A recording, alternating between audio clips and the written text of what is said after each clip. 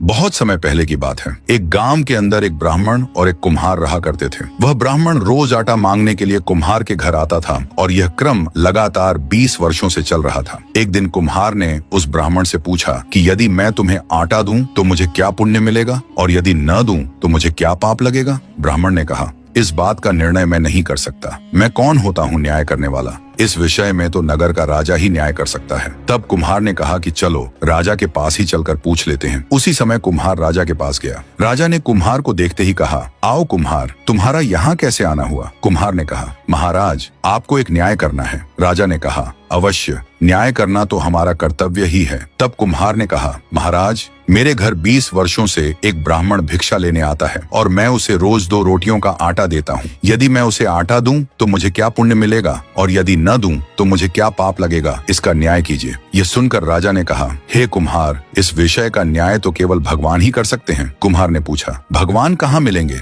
मैं उनके पास स्वयं चला जाऊंगा। राजा ने कहा, भगवान का स्थान तो मुझे भी नहीं पता, लेकिन मैंने सुना है कि भगवान जंगल में मिलते हैं। यह सुनकर कुम्हार अपनी जूती पहनकर जंगल की ओर चल पड़ा। राजा के मन में विचार आया कि यह कुम्हार बहुत भोला है। यदि यह भगवान को खोजने जाएगा तो संभव है भगवान इसे अवश्य मिल जाएं। राजा ने कुम्हार से कहा कि अगर तुम्हें भगवान मिल जाए तो तुम भगवान से मेरे बारे में पूछना कि मुझे संतान प्राप्त क्यों नहीं हो रही। तब कुम्हार ने कहा, आप नगर के राजा हैं, आपका काम मैं सबसे पहले करूंगा। इतना कहकर कुम्हार जंगल की ओर बढ़ गया। जंगल बहुत भयानक था। जंगल में आगे बढ़ते ही कुम्हार को एक घोड़ा मिला। घोड़ा ने कहा, हे मानव, तुम इस घने जंगल में कहाँ जा रहे हो। यहाँ चीते, शेर, सांप जैसे भयानक जानवर रहते हैं। तुम्हारी जान को खतरा है, वापस लौट जाओ। कुम्हार ने कहा, मेरा उद्देश्य केवल भगवान से मिलना है। मैं भगवान से मिलने ही आया हूँ।